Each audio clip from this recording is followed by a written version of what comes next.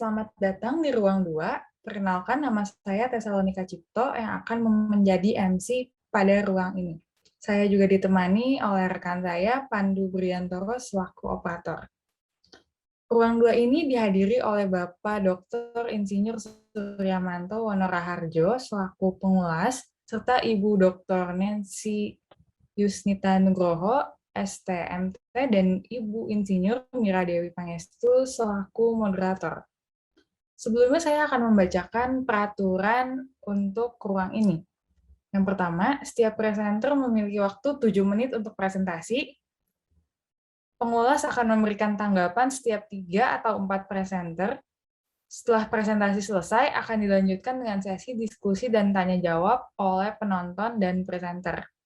Selama presentasi, penonton dapat mengetik pertanyaan pada kolom chat dengan menggunakan format nama penanya dalam kurung institusi asal, underscore ditujukan kepada siapa, underscore pertanyaan. Pertanyaan nantinya akan dipilih oleh moderator dan akan dijawab oleh presenter yang bersangkutan. Bagi yang tidak melakukan presentasi, dimohon untuk mematikan mikrofon untuk menjaga kekondusifan. Terima kasih. Baiklah, mari kita langsung saja mulai masuk ke sesi pertama dengan tema akustik dalam arsitektur. Kepada presenter nomor pertama, Saudari Vinka Sulistyo, dipersilakan. Selamat pagi, Bapak Ibu juri dan semua yang hadir di sini. Jadi, skripsi saya membahas tentang pengaruh interior bergaya arsitektur neogotik terhadap kualitas akustik pada gereja. Dimulai dari latar belakang bahwa sebuah gereja dituntut untuk memiliki kualitas akustik yang ideal demi kelancaran ibadah di dalamnya, terutama yang berkaitan dengan speech atau pidato. Gereja Katolik Santo Yusuf Gedangan Semarang sebagai objek penelitian memiliki gaya arsitektur neogotik yang dapat mempengaruhi kualitas akustik. Jadi, permasalahan yang ditemukan adalah gereja ini memiliki elemen-elemen interior dan juga material dengan ciri khas neogotik yang tidak terdapat pada bangunan auditorium pada umumnya atau gereja dengan gaya arsitektur lain, sehingga diduga dapat mempengaruhi kualitas akustik di dalamnya. Ini gambar tampak atas dan eksteriornya. Area di sekitar objek terlihat dikelilingi oleh pepohonan sehingga tidak terdapat kebisingan yang signifikan. Jadi pertanyaan penelitiannya menjadi yang pertama, bagaimana pengaruh interior bergaya arsitektur neogotik terhadap kualitas akustik pada objek, dan yang kedua, penempatan speaker juga akan dibahas di sini karena pada gereja ini terdapat speaker existing sebagai sumber suara. Teori yang digunakan adalah teori tentang interior bergaya neogotik dan juga akustik gereja. Untuk metode penelitian yang digunakan sebagai berikut. Untuk pengukuran dimensi dan lain-lain menggunakan meteran, dan untuk pengukuran kekerasan suara menggunakan SPL meter. Untuk pengujian ada dua. Yang pertama adalah tes inteligibilitas suara yang nantinya datanya disajikan berupa articulation index atau AI. Dan yang kedua adalah penilaian artikulasi suara yang dilakukan dalam membagikan kuesioner dan wawancara. Untuk perhitungan waktu dengung dilakukan menggunakan rumus Sabin. Untuk simulasi menggunakan software akustik iSimpa. Jadi hasil evaluasi yang diperoleh yang pertama adalah dari hasil pengukuran, tingkat kekerasan suara secara keseluruhan sudah memenuhi syarat ideal. Jadi tidak ada permasalahan mengenai kekerasan suara. Kemudian hasil dari tes inteligibilitas suara menunjukkan bahwa kejelasan pembicaraan pada area depan hingga tengah cukup baik, sedangkan area tengah hingga belakang menjadi sangat buruk. Dari hal ini dapat terdeteksi ketidakmerataan suara yang diakibatkan oleh bentuk denah memanjang dan tidak adanya coverage suara pada balkon. Dari hasil wawancara, sebenarnya sebagian besar umat bilang bahwa artikulasi suara dari romo dan lektor cenderung cukup jelas. Namun karena data bersifat subjektif, maka banyak faktor yang turut menjadi pertimbangan dalam memperoleh data. Sekarang kita bahas mengenai pengaruh dari gaya arsitektur neogotik terhadap kualitas akustiknya. Yang pertama, denah.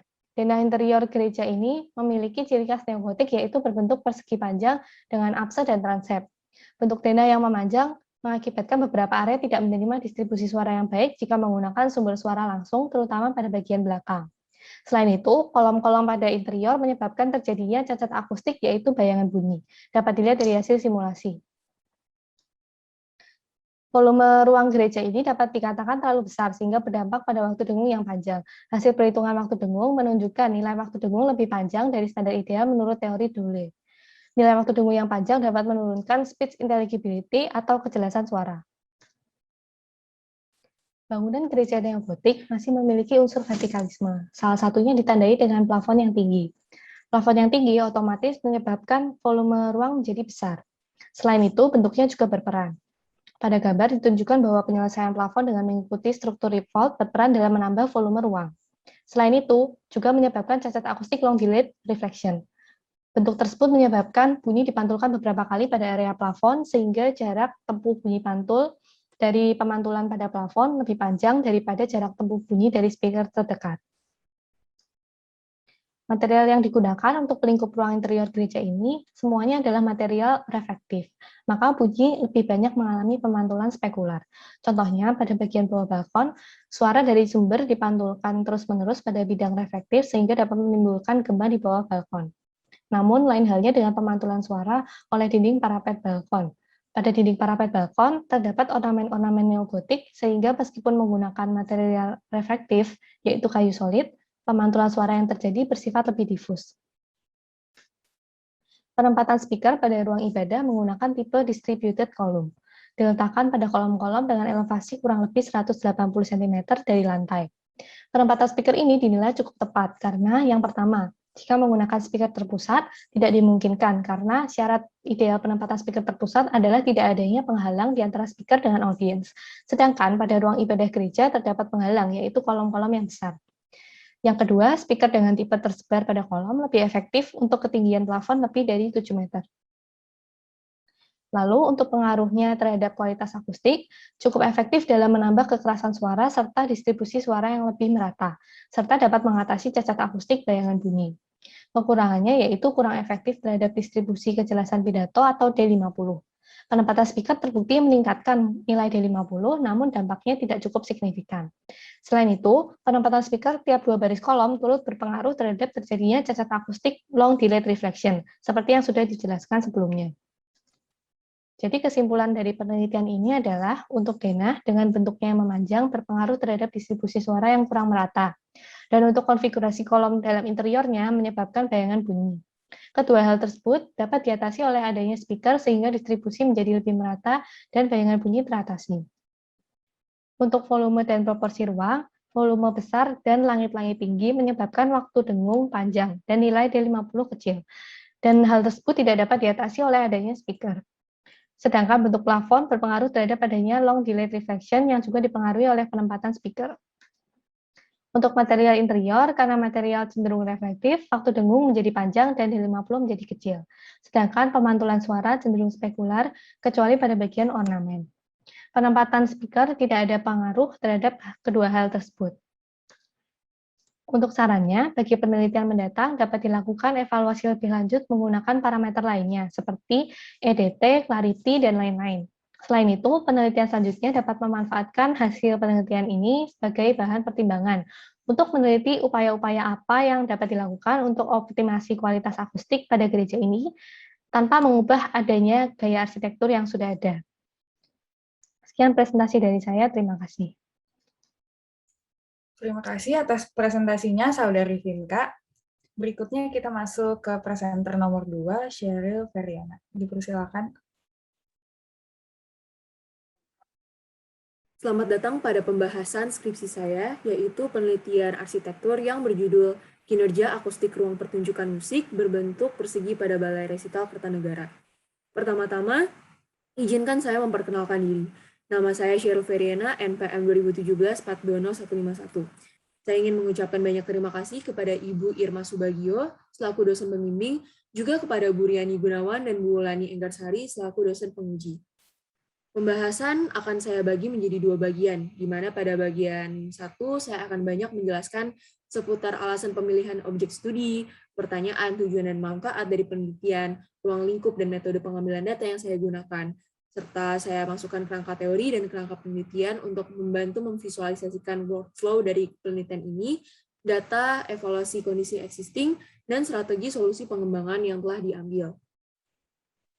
Objek studi pada penelitian ini adalah Balai Resital Kertanegara, sebuah ruang pertunjukan musik yang difokuskan pada pertunjukan musik klasik. Ruang ini merupakan fasilitas gabungan dari The Resonance Music Studio, sebuah sekolah musik yang terletak di Jakarta Selatan. Sebagai fasilitas gabungan dari sekolah musik, sudah selayaknya Balai Resital Kertanegara memiliki kinerja akustik yang mumpuni, yang dapat mengakomodasi dan dapat memfasilitasi keberlangsungannya pertunjukan musik. Namun, berdasarkan hasil observasi lapangan, waktu dengung yang ditemukan pada ruangan relatif cukup panjang. Hal ini menjadi masalah karena dapat mengganggu kenyamanan penonton dalam menikmati pertunjukan musik. Berdasarkan observasi, hal ini dapat disebabkan oleh penggunaan denah ruang yang berbentuk persegi dan juga material pelingkup ruang yang didominasi oleh kayu dan gipsum. Dari hasil observasi muncul dua pertanyaan, yaitu bagaimana kinerja akustik pada ruang pertunjukan dan bagaimana solusi desain untuk memperbaiki kinerja akustik pada ruangan. Penelitian ini bertujuan untuk mengetahui kinerja akustik pada ruang dan solusi desain untuk memperbaiki kinerja akustik pada ruang. Penelitian ini juga bermanfaat sebagai acuan dan panduan dalam meningkatkan kinerja akustik ruang pertunjukan musik dengan sifat serupa, yaitu yang memiliki bentuk persegi dan material pelingkup yang didominasi antara kayu maupun gipsum. Dan diharapkan juga penelitian ini dapat menjadi referensi untuk penelitian lanjutan atau penelitian pengembangan lanjutannya untuk ruang pertunjukan musik yang lebih baik. Penelitian ini dilingkupi oleh 4 parameter dari teori Doel 1972, di mana Doel mengatakan dalam menilai sebuah ruang akustik dapat digunakan 4 parameter untuk menilai kinerja akustiknya. Penelitian ini merupakan penelitian dengan menggunakan metode kuantitatif yang dibagi menjadi 2 tahap, yaitu tahap evaluasi dan tahap pengembangan yang melalui observasi langsung, studi literatur, dan software akustik ISIMPA untuk membantu simulasi akustik. Ini adalah kerangka teori dari penelitian saya dan kerangka penelitiannya. Dan berdasarkan hasil evaluasi existing, diketahui bahwa permasalahan pada kinerja akustik ruang pertunjukan Balai Resital Kertanegara ditemukan pada nilai waktu dengung, clarity, dan definition, yang menandakan bahwa nilai waktu dengung, clarity, dan definition dari Balai Resital Kertanegara existing belum sesuai dengan nilai standar parameter akustik yang ditetapkan oleh Doel. Pada area penonton, distribusi nilai parameter akustik sudah cukup merata dan seimbang. Hal ini mengindikasikan bahwa kondisi existing area sudah cukup baik dalam hal keberadaan bidang pemantulan bunyi.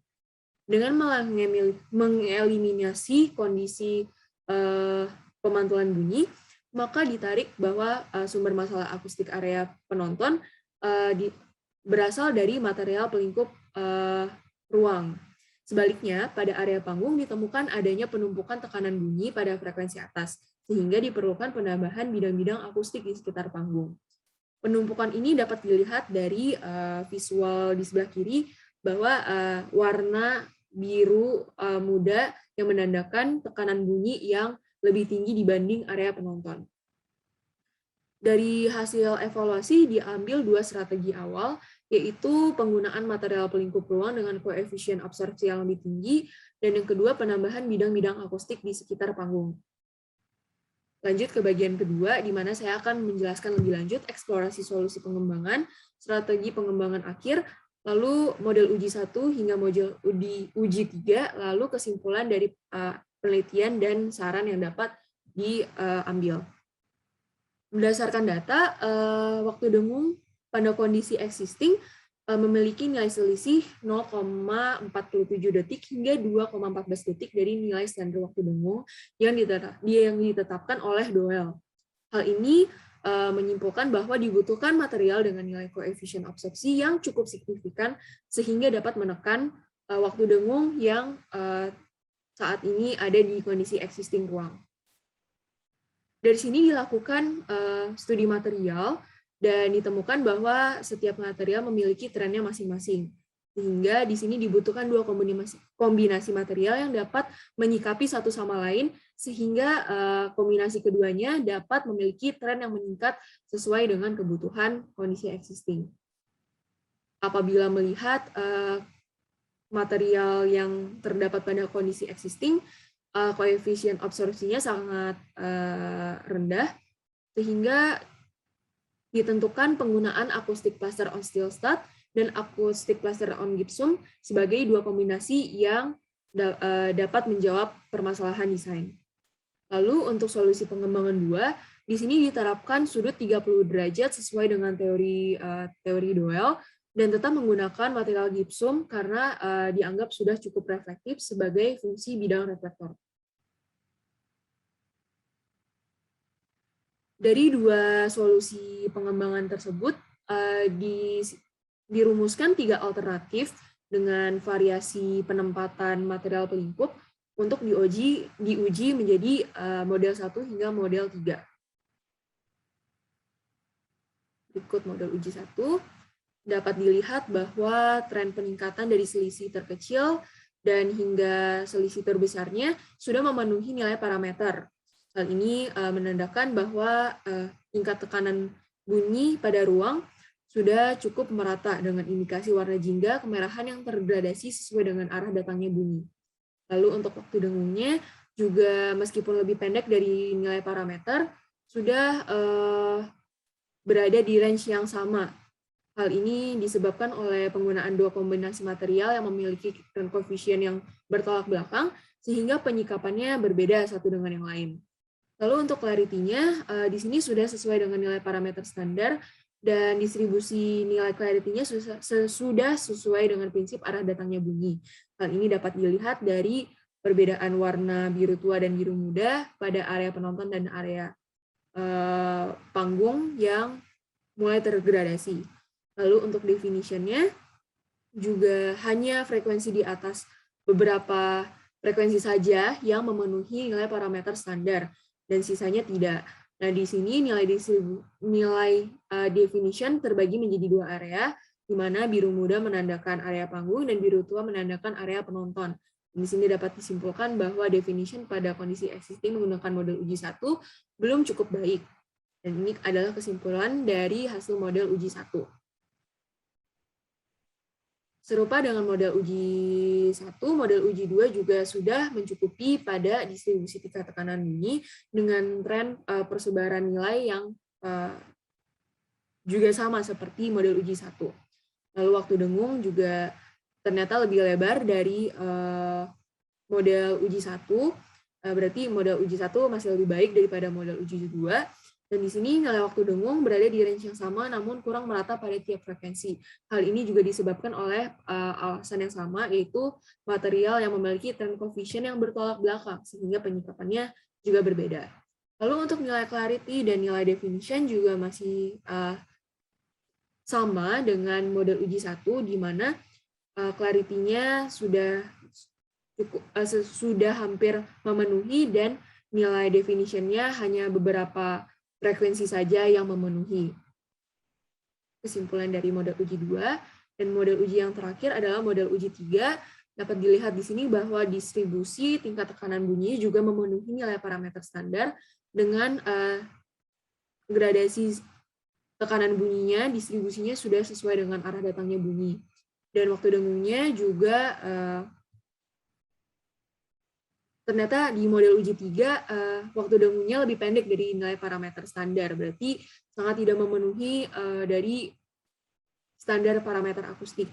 Dan di sini juga dapat dilihat bahwa nilai-nilai berada pada range yang sama, namun kurang merata pada tiap frekuensi, yang disebabkan oleh alasan yang sama juga, yaitu penggunaan dua kombinasi material yang memiliki tren koefisien yang bertolak belakang.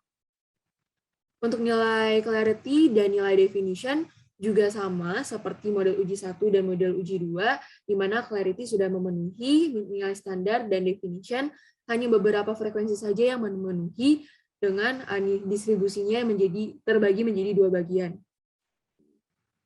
Ini adalah kesimpulan dari model uji 3. Kesimpulannya yang didapat adalah alternatif 1 adalah alternatif yang paling baik, karena apabila dikomparasikan dari keempat parameter, alternatif 1 lah yang memiliki nilai yang lebih tinggi dibandingkan alternatif 2 maupun alternatif 3. Kesimpulan yang didapatkan dari penelitian ini adalah penerapan material pelingkup dengan nilai koefisien absorpsi yang lebih tinggi terbukti dapat mempersingkat durasi waktu dengung. Lalu penerapan bidang-bidang reflektif di sekitar panggung juga terbukti dapat membuat distribusi suara yang lebih merata ke seluruh ruangan. Yang ketiga adalah penerapan dua material pelingkup dengan tren koefisien absorpsi yang berlawanan ternyata dapat menyebabkan kecondongan absorpsi pada frekuensi tertentu. Dan yang terakhir adalah penyikapan material dengan koefisien absorpsi tertentu lebih efektif apabila terletak lebih dekat dengan sumber suara atau titik penerima. Lalu saran yang dapat diturunkan untuk penelitian lanjutan ke depannya adalah penggunaan material pelingkup dengan nilai koefisien absorpsi yang lebih rendah sehingga dapat lebih menyesuaikan dengan range nilai standar parameter. Ini khususnya untuk kasus waktu dengung ya.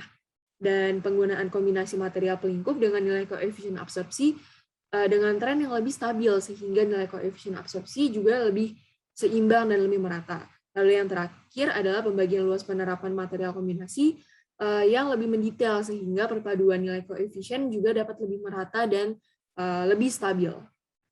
Sekian pembahasan dari saya. Terima kasih atas kesempatan dan waktunya. Terima kasih atas presentasinya, Saudari Sheryl. Berikutnya kita masuk ke sesi ulasan oleh Bapak Suryamanto. Kepada Bapak Suryamanto dipersilakan. Ya, baik. Terima kasih Mbak Tessa. Selamat pagi Bapak Ibu semua. Ibu Mira, Ibu Nancy, apa kabar ya? Kita jumpa lagi ya di acara ini. Baik juga peserta, Bapak Ibu peserta, selamat pagi, salam jumpa, salam kenal ya.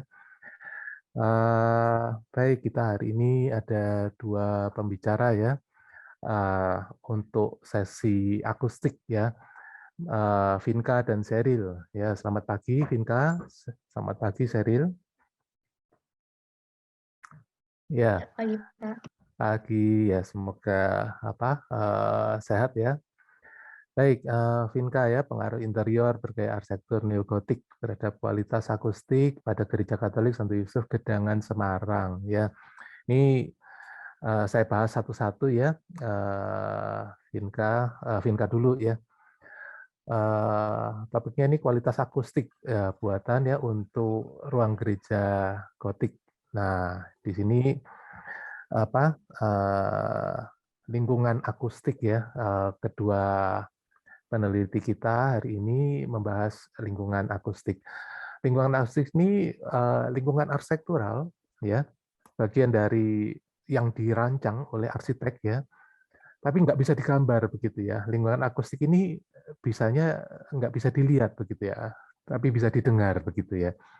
Jadi ini lingkungan arsitektural ya, yang dirancang, dibuat, diuji, diteliti, dicoba begitu ya, mempengaruhi kualitas arsitektur, tapi tidak bisa digambar begitu ya. Nah, jadi di sini kita mempelajari sesuatu yang tidak bisa digambar. Nah, melalui pendekatan yang saintifik tadi ya, lingkungan akustik ini bisa digambar, divisualisasi begitu ya. Lingkungan akustik bisa diperlihatkan begitu ya. Tadi Vinka ya sudah menggambarkan garis gelombang suara begitu ya.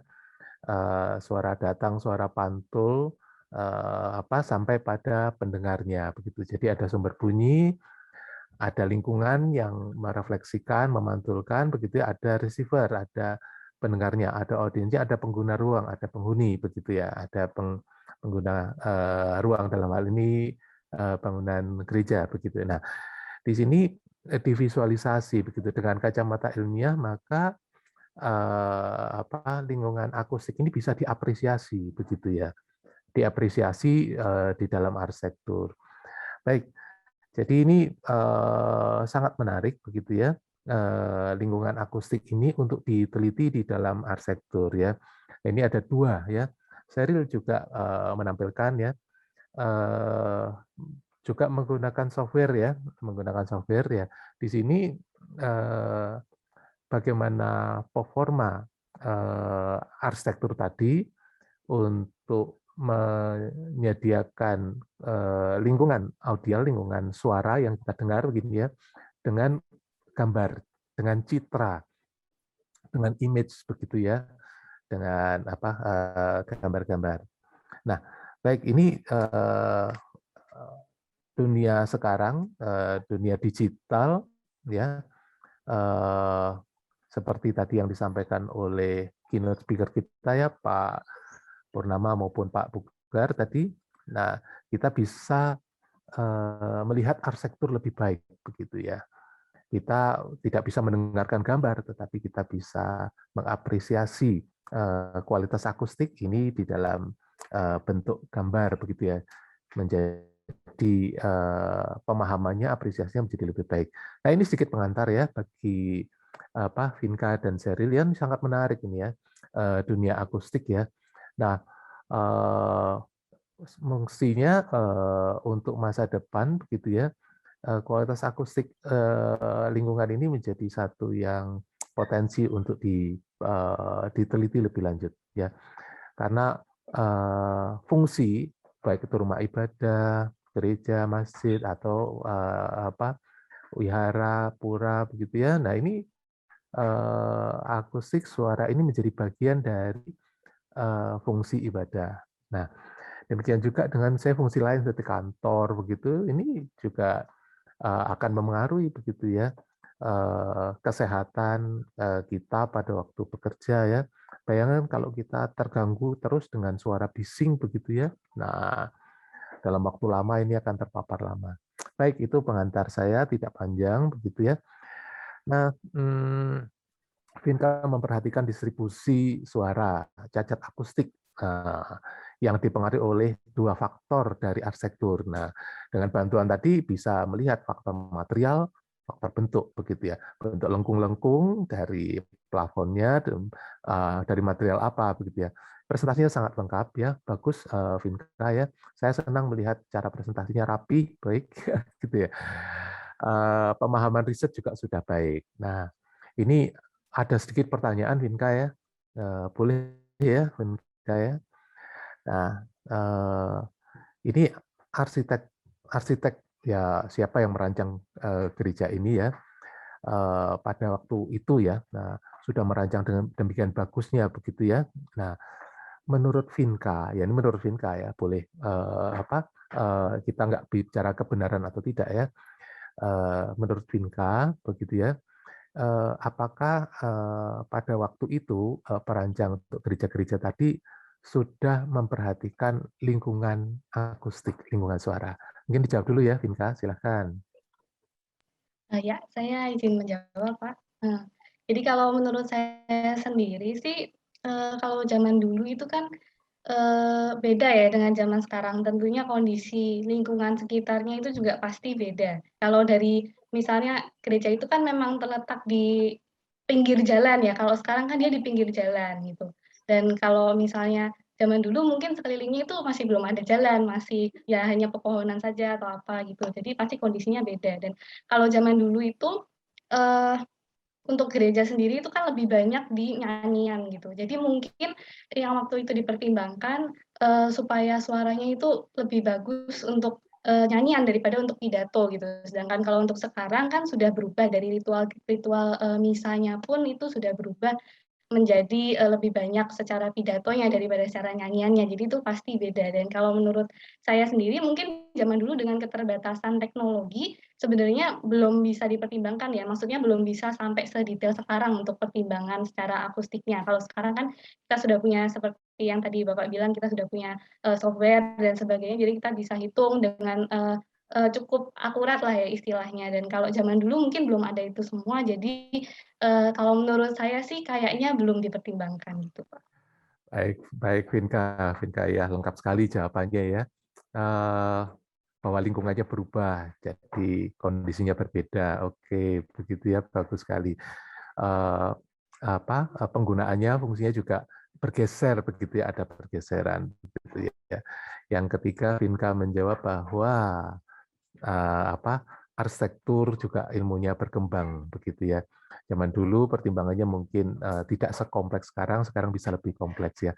Tentunya dengan bantuan kacamata saintifik, kacamata ilmiah, dengan bantuan simulasi digital dan lain-lain ini, maka arsitek sekarang bisa berkarya lebih baik lagi. Oke, itu fungsi riset dalam proses desainnya, dalam proses itu. Baik, Vinka, jawabannya sempurna ya. Baik. Baik, berikutnya Seril ya. Tadi sudah kita bahas sedikit ya. Akustik ruang pertunjukan ya, kualitas lingkungan akustiknya ya, indoor ya. Ini memperhatikan faktor material ya, terutama faktor material ya. Yang menarik adalah eksperimen begitu ya.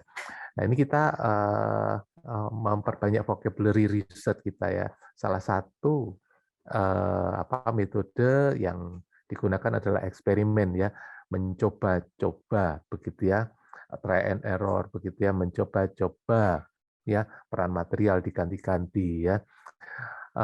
Dengan 3 material dan komposisi yang berbeda-beda. Baik ya. Jadi ini wajarlah kalau kita suatu merancang ya, kita harus mencoba dulu ya. Pada waktu kita mendesain, menarik garis, menuliskan bahan apa, bentuknya seperti ini akan bekerja nggak ya bahan ini ya? Berfungsi nggak ya? Akustiknya bagus enggak? Nah, disitulah pada waktu proses mendesain kita perlu eksperimen. Ya, kalau dulu eksperimennya dihitung model matematis, sekarang model digital, masukkan simulator, simulasi. Sebentar, running, yang ini lebih baik. Oke, ini sudah bahan terbaik begitu ya.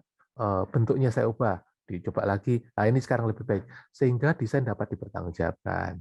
Oke, ini langkah yang baik ya, Seril, eksperimen dalam proses desain ya. Nah, ada pertanyaan Seril ya, saya tanya satu ya. Teman-teman yang lain juga boleh bertanya ya, silakan nanti disiapkan pertanyaan untuk teman kita Vinka dan Seril ini ya. Nah, saya mau bertanya begini, arsitek itu ya banyak mengandalkan material begitu ya. Kalau akustiknya jelek, itu kan bisa diselesaikan dengan material. Kok panas ya ruangannya, ya nanti materialnya diganti begitu ya. Nah, ini ya sebagai arsitek ya, apakah Anda berpendapat material itu menjanjikan banyak solusi untuk permasalahan arsitektural begitu ya? Oke, dijawab Seril. Saya ingin dengar pendapat Anda. Oh ya, terima kasih Pak atas pertanyaannya, saya coba jawab ya. Ini pertanyaan, apakah material dalam sebuah arsitektur berpengaruh besar dalam kondisi akustik, kondisi arsitektural ya? Menurut saya jelas ya, karena material sendiri kalau misalnya di penelitian saya kan berhubungan dengan kinerja akustik ya. Ada material-material tertentu yang memiliki absorpsi yang tinggi, ada absorpsi yang rendah, dan itu sangat berpengaruh dalam distribusi suara, penangkapan suara pada ruang gitu. Jadi kalau misalnya kita melihat ke ruang bioskop gitu, itu kan material pelingkupnya pakai material-material yang absorptif gitu. Jadi dia dapat mengimbangi suara yang dikeluarkan dari sound systemnya dan suara yang dapat ditangkap oleh penontonnya. Coba kita bayangin kalau misalnya si bioskop ini pakai materialnya kayu yang reflektif semua. Itu kan suaranya bakal bingung ya, kayak bakal bertumpuk-tumpuk seperti itu.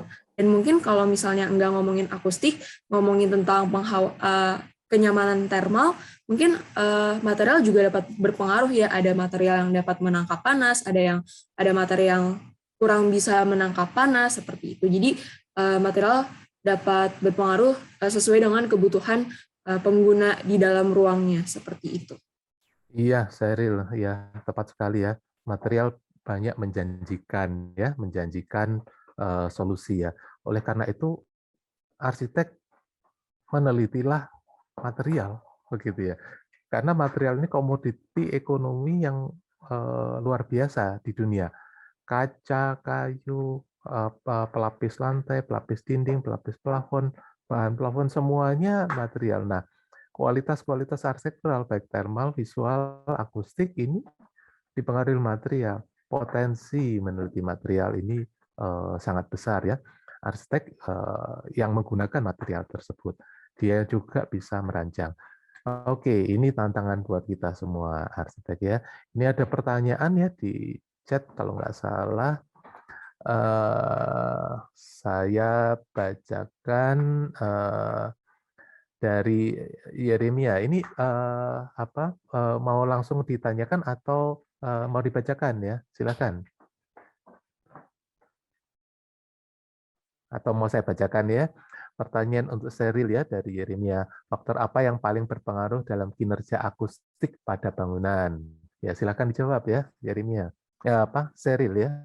Iya, terima kasih atas pertanyaannya, Jeremia. Mungkin saya bantu jawab. Kalau menurut saya sendiri, sangat sulit ya menentukan faktor apa yang paling berpengaruh, karena dalam merancang sebuah bangunan, kita nggak bisa mengutamakan antara strukturnya, atau keindahannya, atau misalnya fungsinya. Jadi kita melihat semua aspek itu secara seimbang. Begitu juga dalam perancangan akustik, mungkin kita nggak bisa ngelihat cuma dari bentuknya doang atau dari materialnya doang, karena dua aspek tersebut harus berjalan beriringan, harus melengkapi satu sama lain gitu.